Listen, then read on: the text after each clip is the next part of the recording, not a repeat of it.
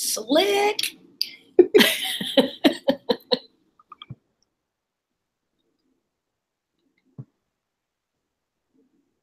That's fantastic, isn't it? Yeah.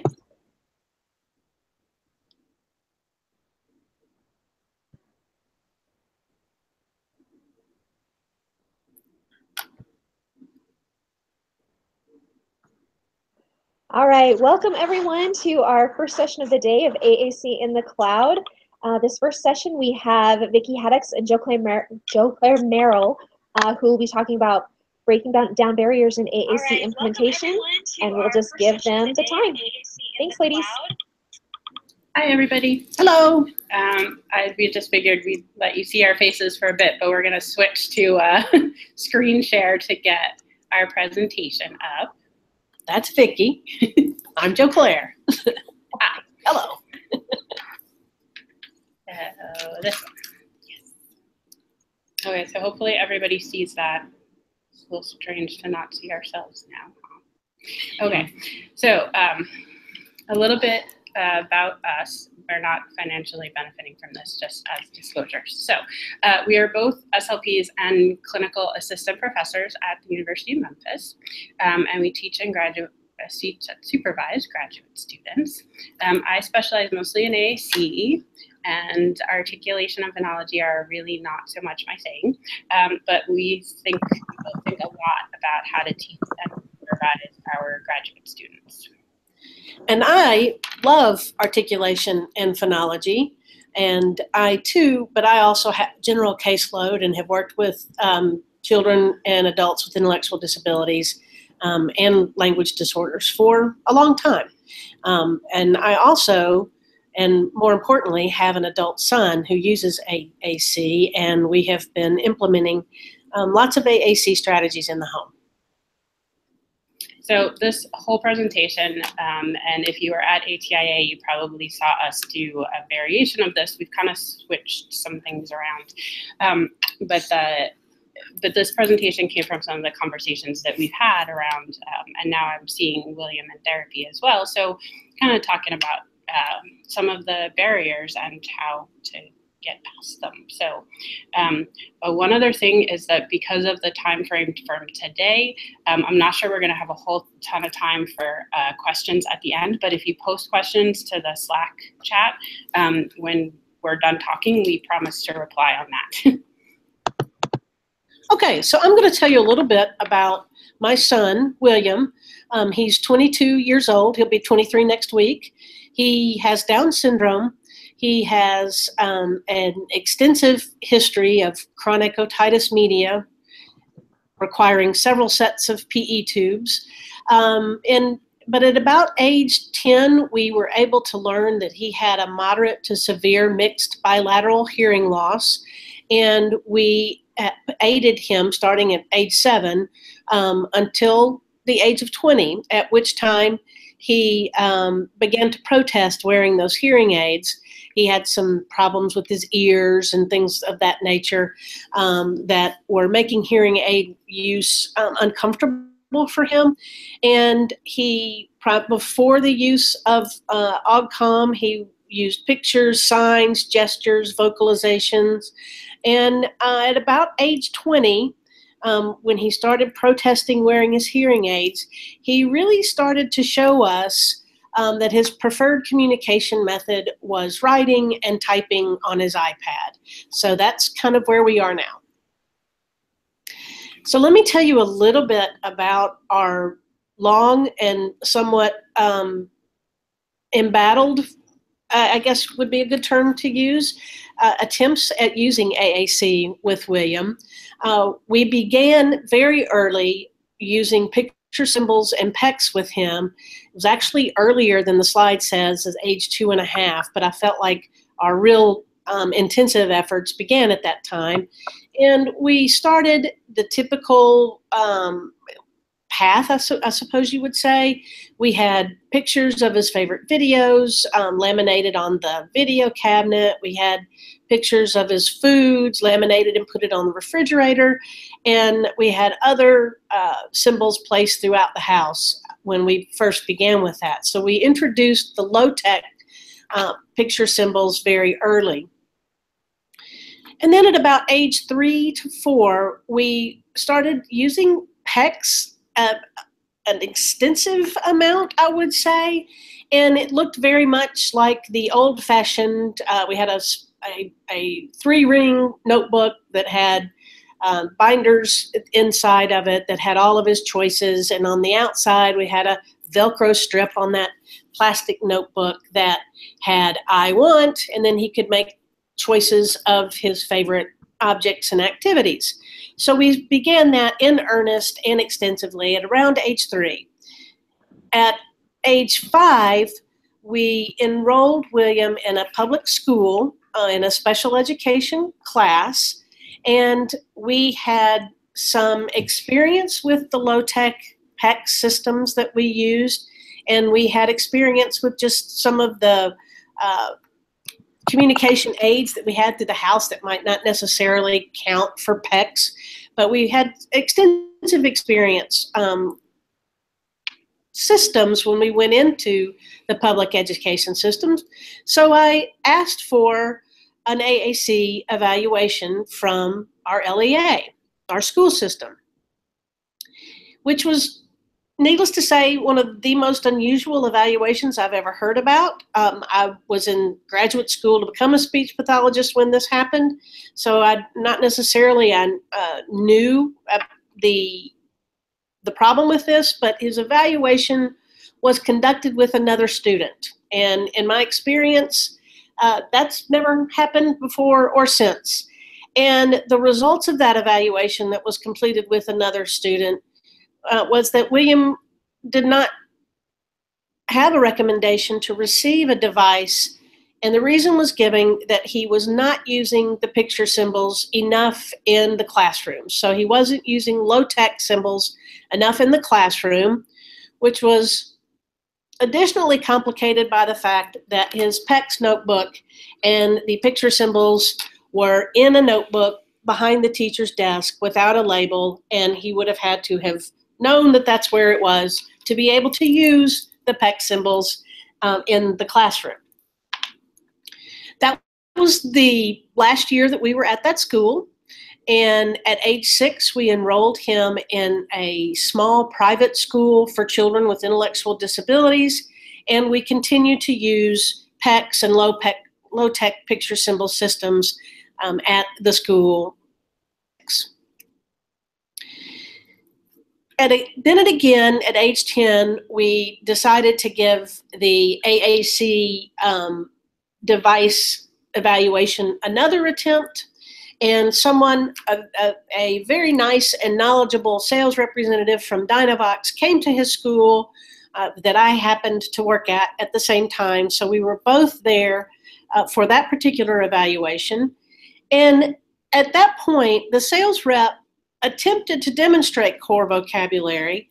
I knew about core vocabulary, but there was a deficit of explanation about the language benefits of core vocabulary that was given by the sales representative, and it's something that was not explained to me, I felt, in enough detail to give me an indication that this could be something that could be modeled for William. Also, at this age, the navigation between pages was extremely cumbersome on this particular Dynavox. I don't remember what model it was, and it was difficult. And while I was trying to navigate it, I would lose William's attention when we were trying to switch from page to page to page. So at that point, we decided that we weren't going to get any benefit from this trial period. We did not purchase it, and my family, my husband and I, sort of resigned ourselves to the fact that William was going to be a gesture, vocalization, signer, communicator, and our lives were kind of restricted at this point into his ability to answer yes/no questions, primarily, because his intelligibility was still severely impaired. So we muddled along like that until the ages of 10 through 17. And at around the age of 17, and I'm estimating this, William's writing began to improve, his spelling began to improve, and he started filling out sticky notes and sticking them all over our house about his requests, about whether he was irritated with his two brothers, about any number of things, about rainbows. So the Post-it notes were all over my house. He was spelling better. He was using written words to communicate with us much better than he had at age 10. So along the same time, the school in which he worked, in which he went to school, and where I worked, were able to purchase several iPads, and we loaded several iPads for various classrooms with Proloquo to go. It was a bulk purchase. These for Proloquo to go and the iPads were not individualized for each individual student. We were just trying to get the system up, OGCOM systems up and running a little bit better than we had. And so that's why we purchased iPads with Proloquo to go. But one of the things that I noticed as working at the school as an administration, so I was not the speech pathologist at this point. I was not spending the majority of my time doing that.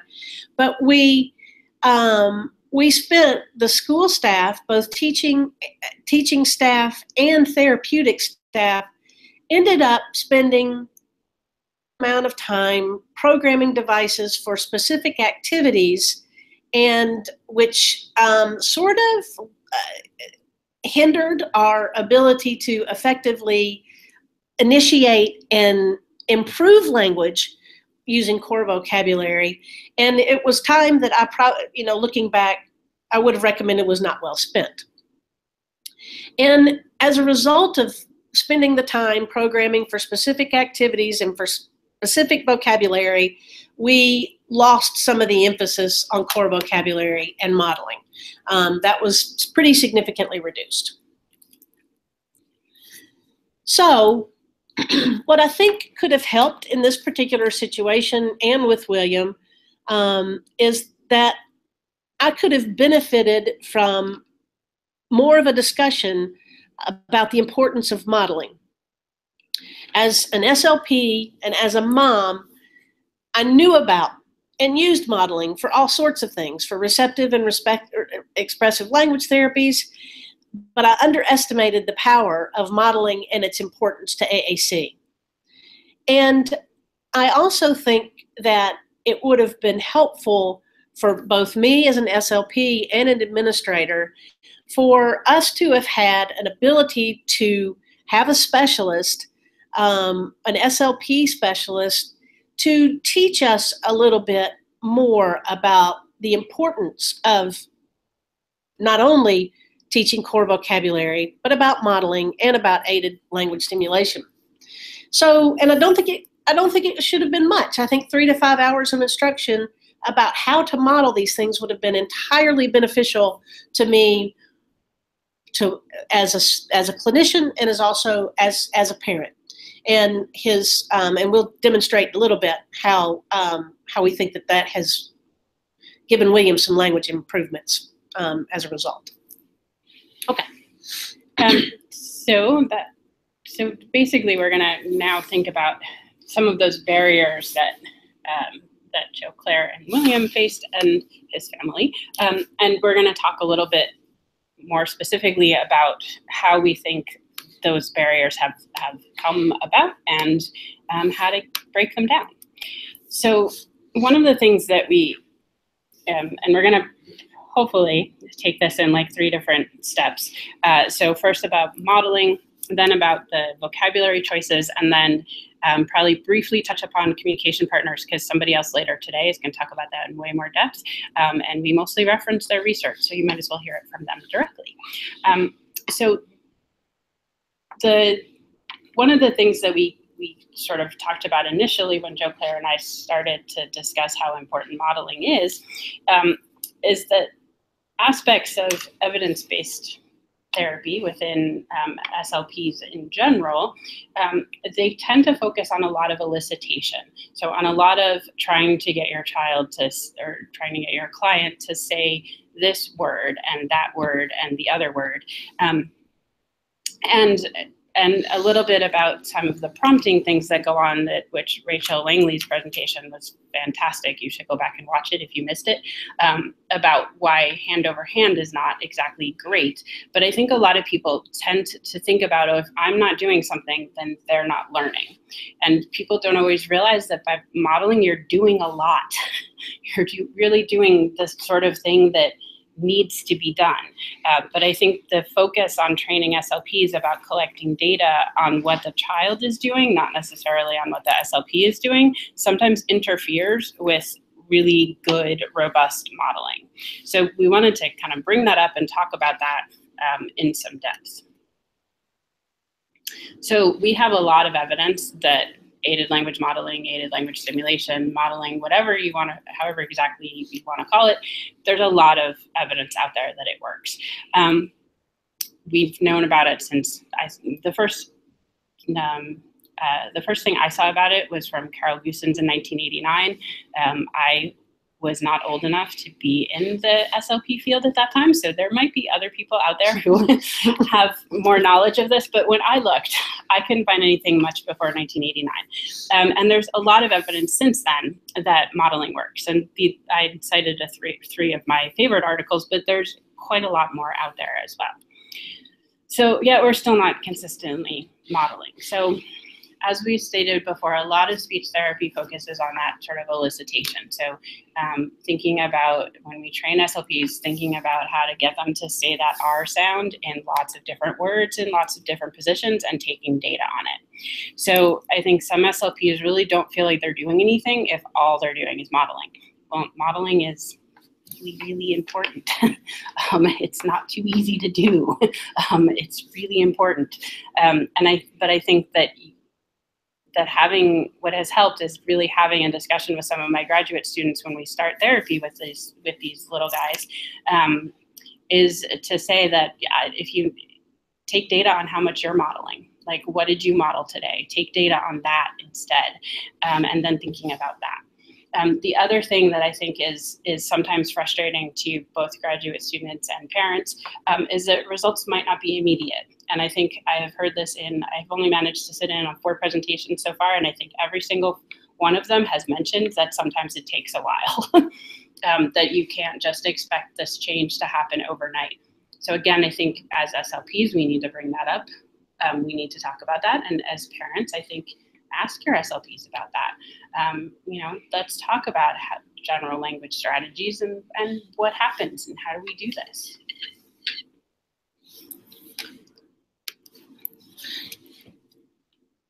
And I think that is also, it's also important to let your parents know that they may not realize that they are modeling, and they might not realize the value of modeling, like Vicki said. And I never, as a parent, I never had anybody in William's early intervention and his lifelong therapeutic experiences, never had anybody talk to me as a parent about your modeling now. And I actually had this particular conversation with my husband, and there's a little bit of a disconnect, I think, with us as parents, because I was talking to my husband about modeling, and my husband is the one that brings William to therapy with Vicki now, and I was praising him one night about his modeling. I was like, "Oh, you did a great job modeling that for William," to my husband. And he said, "I'm not doing anything. I'm just showing him what to do." And I'm like, "That's modeling." And nobody ever said that to me. Nobody has ever said that to my husband in our entire life, with lifelong therapies with my son. And I think that we have a responsibility to point out to our parents that what they are doing is what we're talking about, number one, and that what they are doing, just showing him what to do, has some therapeutic value and that it works. So, and I think that that's something that we often don't think about when we're in the midst of trying to get a client or a patient or a child to say or do something. So that's important to think about. Yeah, so I'm lucky now that I work in a clinic setting as opposed to a school setting, and I have parents sitting in on most of my sessions. So I get to say, hey, look, that's exactly what you're doing right now. That's exactly what I'm asking you to do. That's modeling. And I do get some blank looks occasionally, being like, oh, really? That's what that was? Yes. Yes, exactly. Yes. That's exactly what you need to do. Mm-hmm. And I think that having that about, I can't just assume that if I tell them, oh, you just need to use it. That's not quite enough instruction. But if I can show them, oh, this is how we're doing, and then a parent came in being like, oh, wait, she's like, I've just been saying like my turn and go, and I'm like, that's perfect. She's not even 2 years old yet. Playing around with a ball and saying my turn and go, that's exactly what you should be doing. That's perfect. Mm-hmm. And she was like, that's modeling? Yes, that's modeling. That's exactly what I want you to be doing. And also I think making sure that it's understood that that we're not necessarily expecting that expressive output immediately, that it takes time. So the other, I think, big thing to discuss is so we're going to use AAC. We're committed to that. The whole team's on board. Great. So now what? Now you have to choose vocabulary. So, and there's a balance between not overwhelming people with choices, but giving them enough to talk about. I think that can be a fine line, and exactly what that line looks like varies by family, by individual. But I think you need to be aware of, we want to start simple, leads to lots of displays of a handful of preferred objects. And while don't get me wrong, I adore visual prompts. I think they are wonderful things, but they are not communication systems. So it's really hard to do a whole lot of modeling if all you can do is point to objects to label. Those are hard. Also, almost every child that I have encountered, no matter how motorically or otherwise impaired, almost every child is able to get the one or two things that they really want. Either they point or they have developed some sort of vocalization that everybody knows that that's what they want. So I think that only doing that doesn't really expand their world all that much. So beware of starting too simple. And then we need the immediate reinforcement. Again, I think that only leads to displays of things to request. And if your kid is super motivated to make a lot of requests, then that's one thing. But if they're not, that doesn't necessarily mean that they're not AAC kids. I think you really have to look beyond just requesting, and some kids are social engagement is far more motivating. I want to be able to say hello. Or protesting. I have gotten a couple of kids started on AAC because they really wanted to be able to get me to go away. So no egos here. If you want to tell me go away every time you see me, hey, that's communication. We'll go away. I'll go away. And then I'll come back and you can tell me go away again. So you just have to be a little more flexible about, don't get too stuck on requesting. I think that's a very important model, point that Vicki just made, because that's sort of the pitfall that I fell into, and that some special ed teachers fell into when we were first starting this, when we were starting out. So I think that's an important an important point to make. So indeed, I think I touched on everything else about that one. Okay, so we'll show you a couple of examples of William and his iPad. Okay, this one, this is sort of I'm trying to pick out some to demonstrate a sort of William's level of progression since he's been in therapy with Vicki since the fall. And this one is actually not in exactly the right spot, but he's asking for Vicki to go with him to the Levitt Shell, which is a outdoor music stadium that has free concerts that he loves going to. So this was a spontaneous request, but he had been working with Vicki in therapy about talking about the Levitt shell. So I thought that was a nice spontaneous request. Normally, though, we started out, this is the kind of the beginning of his functional use of the iPad, other than just typing, random things. And you can see that it follows sort of the PECS system, the I want, and then the object is inserted after that. And that is, that's kind of how William started with everything. So he said he wanted the Rockettes. He loves the Rockettes. We listen to the Rockettes every day. Aren't we lucky? And then he requests his chosen poison. I want Diet Coke. So he was able to manipulate and find the right page and find the beverage that we hide from him that he loves to have on certain occasions. But again, following that PECS sort of structure. Then we started getting a little bit more interesting things from him.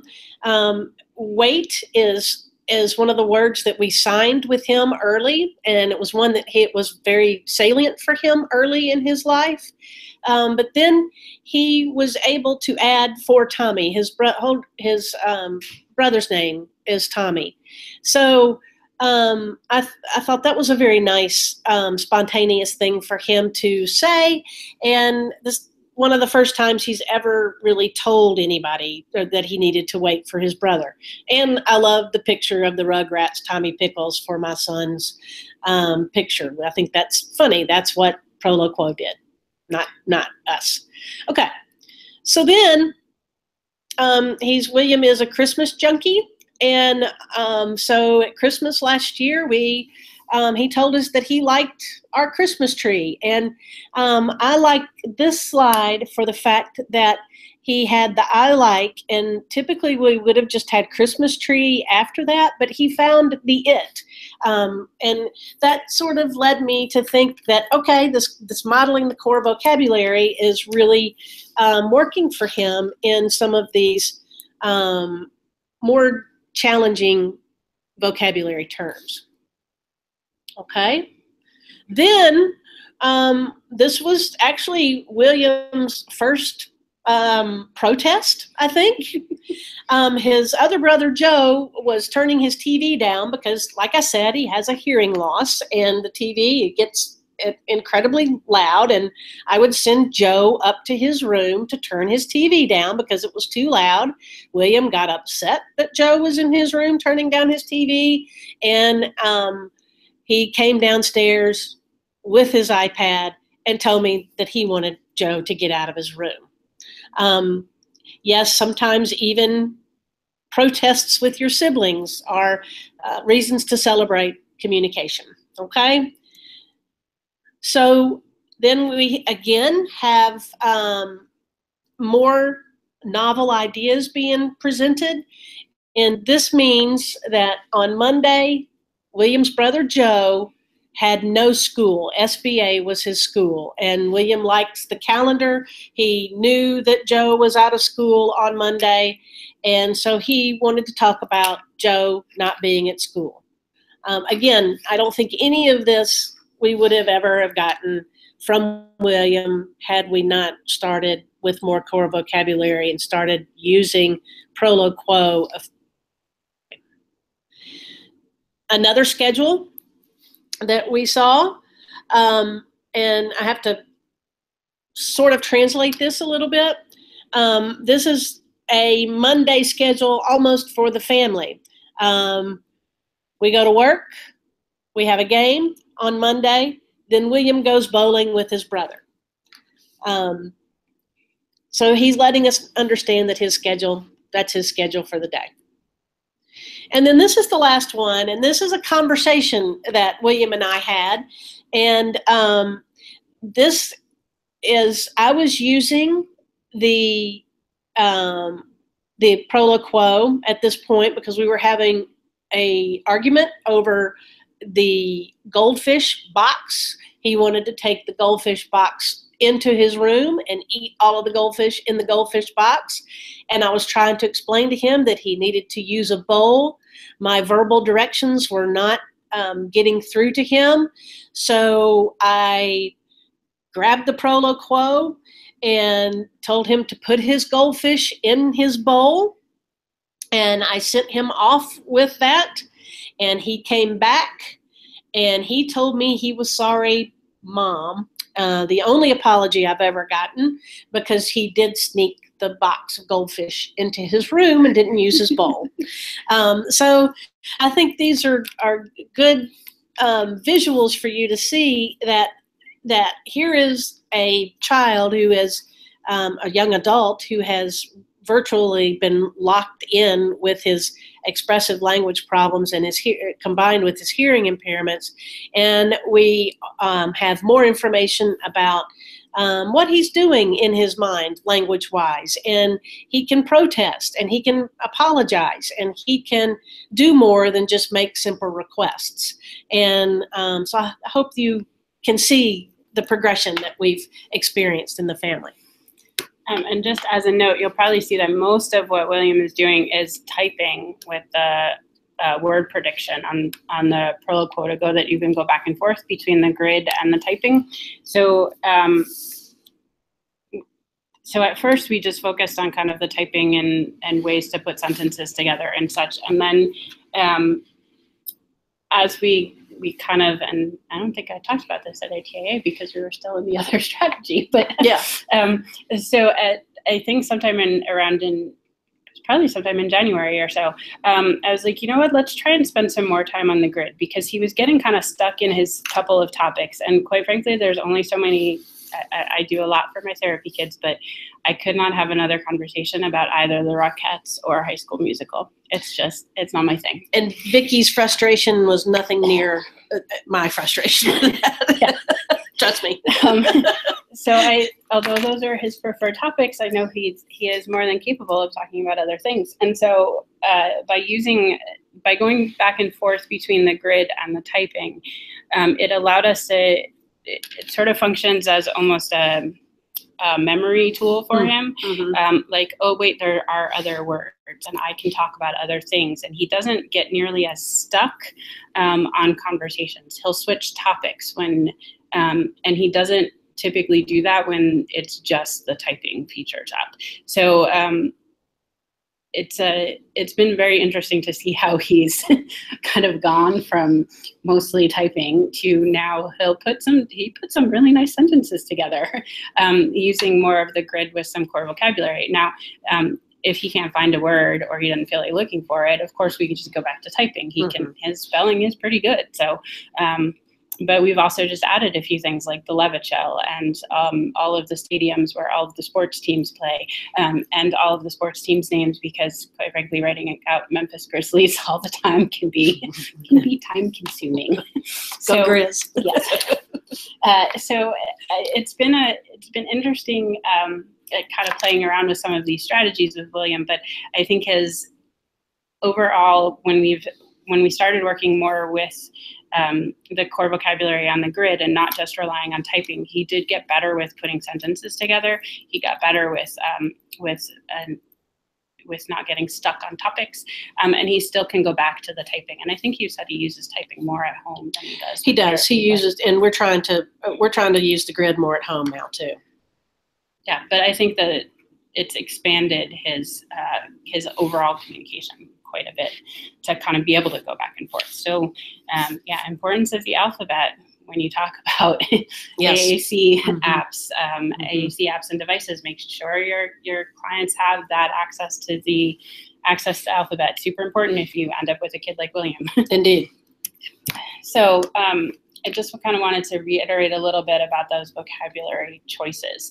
And Jane Farrell and David Niemeyer collaborated on a really great blog post. I think it's on both the AssistiveWare website and on Jane Farrell's site, about how starting with too few words can all too easily lead to that conclusion that, oh no, there's no way that they're going to use this, because they're not necessarily, if you didn't pick the right 10 words and you've only got 10 words, right, it's probably going to look like that. Mm-hmm. So making sure that they have that choice, that they have the words that they need to describe their world or to tell you about their world, super important. And it might not be the words that you expect.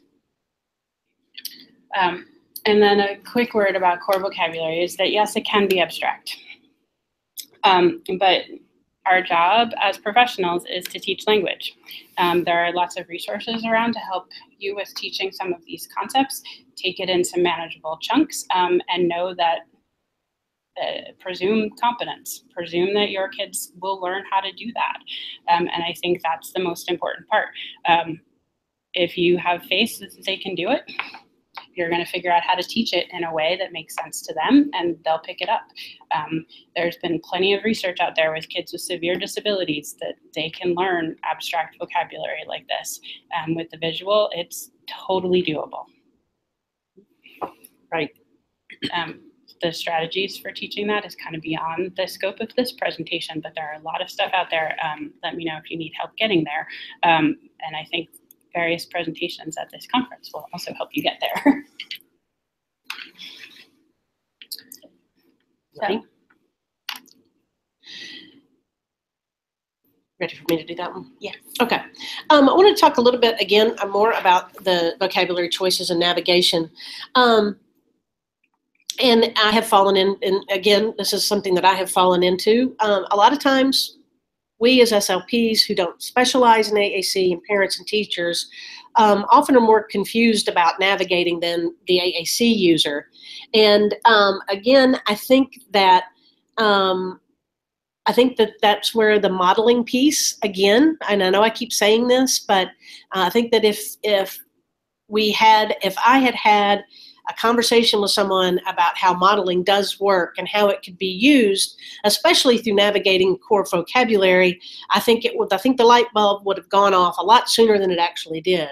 So the modeling does work, and that's important to know. And you kind of think about how if you're thinking about core vocabulary as opposed to something like you're doing a classroom unit on the Very Hungry Caterpillar, and what I would sometimes do would be like, okay, I've got to load pictures of salami and plums and a Swiss cheese and all of these things on my device that are in the book to try to augment the experience for my child that uses AAC, when if I had just stopped and thought about having the core vocabulary page right there and having, oh, salami, I like it, or I don't like it. And that would have been a much more robust and meaningful kind of activity. So, I just think that we really do fall into a pitfall of loading the specific vocabulary and attempting to navigate through lots of different pages when we could be focusing more on the core vocabulary and the modeling through that for the with activities that you have going on. You want to talk about the babbling, or? Yeah. So lots of presentations that I've seen so far have also talked about how babbling comes before talking. So everybody needs some time to explore. Don't impinge upon your client's ability to do that. I think being able to babble is important. Even if they don't necessarily hit the right word that you think that they were going for. Well, you know what? Babies, when they first start talking, often don't actually hit the right word, and we still respond to them as if they were saying, how you doing? Right. So babbling with AAC, same kind of deal. Presume competence, presume that they are intentionally trying to make a communication attempt there, and that shapes the behavior. Okay. So we're just going to sort of briefly talk about communication partners. We think that one of the biggest things that I love about working in more of a clinic setting is that I get to have parents in my sessions. It makes a big difference in terms of carrying over. So it's much easier to teach parents how to model when I can show them how to model right in front of them. I didn't realize what I was missing working in schools, where you don't get that same amount of parent interaction on a regular basis. So you just changed the layout. I know. Sorry about that. I'm fixing it. Okay. I didn't mean to do that. Well, that's pretty. Yes, I won't do that on the next one. It is pretty. I don't mind. I'm just kind of like, wait, that's like. I really don't know how I did that. Sorry, y'all. I quit pushing buttons over here. There's been quite a lot of research. McNaughton and Light's article from 2015 sort of is a nice summary of all the research if you're interested in more detail. But it really does suggest that communication partners need to be involved. It's not an option. Making sure that everyone is on board about how to get this to happen is not just a nice thing, it's important.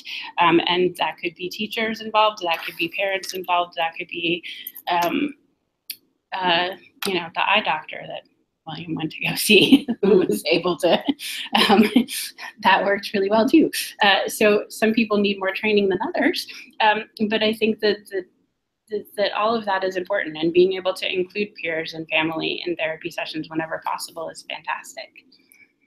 And I'll just say it from the parent perspective, the communication experiences that we've had with William have been much more naturalistic and typical than we've ever had in the almost 23 years that we've had, that William's been in our life, and a fantastic addition he's been. So the next slide, we're really just gonna, well, it's almost time anyway. Yeah.